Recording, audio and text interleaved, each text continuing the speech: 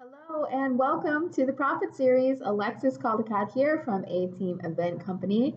I'm so excited that you've joined me today because today what we're going to review is the steps that we've taken to create more profit in our business so that we're not just making more, we're keeping more in our business. So over the past few days, we've learned how to get out of the client payment cycle so that we have more cash in our business. Then we learned how to keep the cash, right? And so as we've been learning how to keep the cash, we've talked about the formula that we need to take so that we can make sure that we're spending the money that is left over after our profit, that we spend that money to expenses once we've allocated the profits first that we want to have.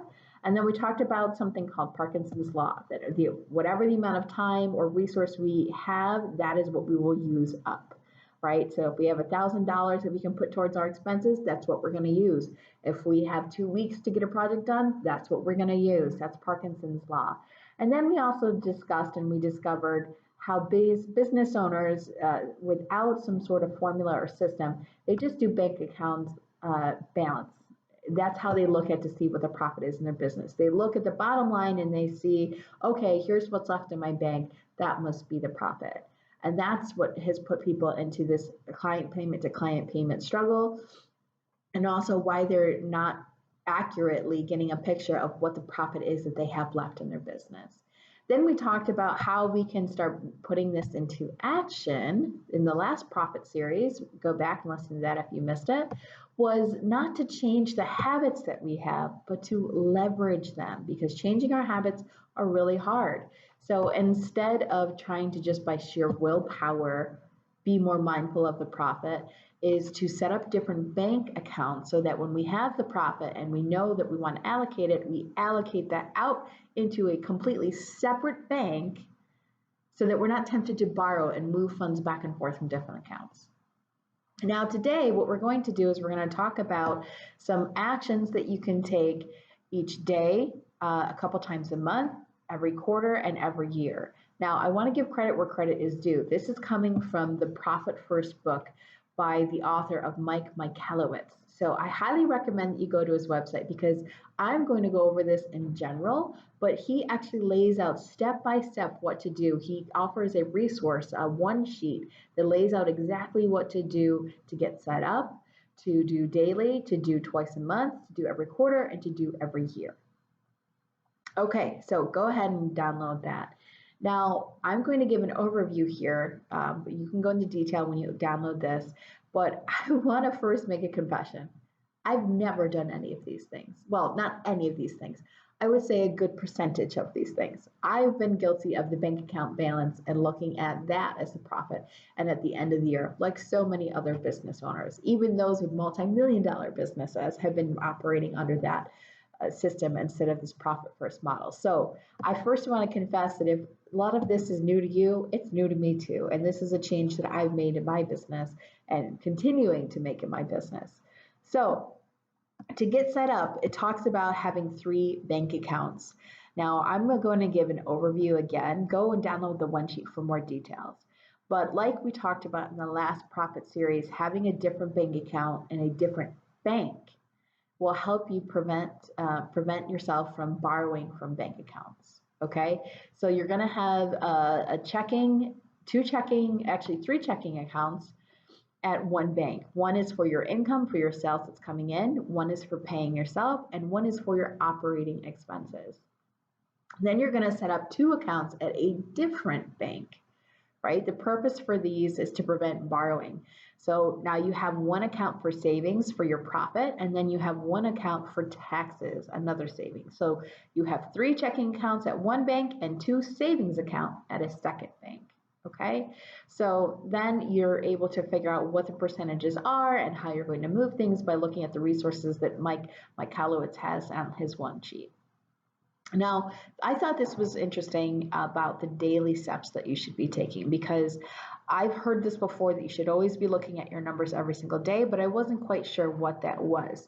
So what he recommends is that you look at what is the sales, what is the income that came in from that day, and make sure that you're going through the steps to deposit them into the right account.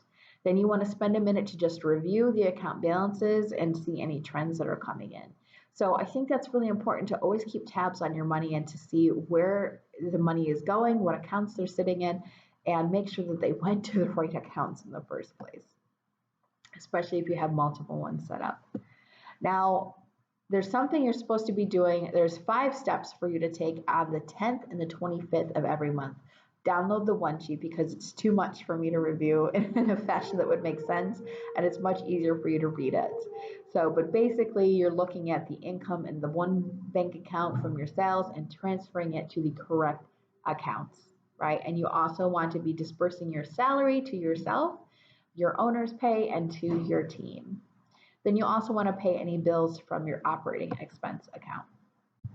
Now, once a quarter, you want to look at the amount of money that's accumulated in your savings in your second bank, and you're going to distribute that as profit or savings and how you're going to use this, right? Now, you're also going to pay your taxes from the tax account, and you also want to possibly look and meet with a professional or a bookkeeper to look at how you're allocating your funds. And that's every quarter. Every quarter you're doing this. Now, every year, you definitely want to meet with a professional, with a CPA, a bookkeeper to review how the year went. And you also want to look at what contributions you want to do. Are there any bonuses that you want to issue, things like that, how you want to allocate the remaining funds. So again, this was an overview of the steps to take to get set up each day, the second 2 times a month, and then every quarter, and then every year. So again, I highly recommend that you get the book, The Profit First from Mike Michalowitz, and that you go and you download the resources that he has available because this will make it much easier.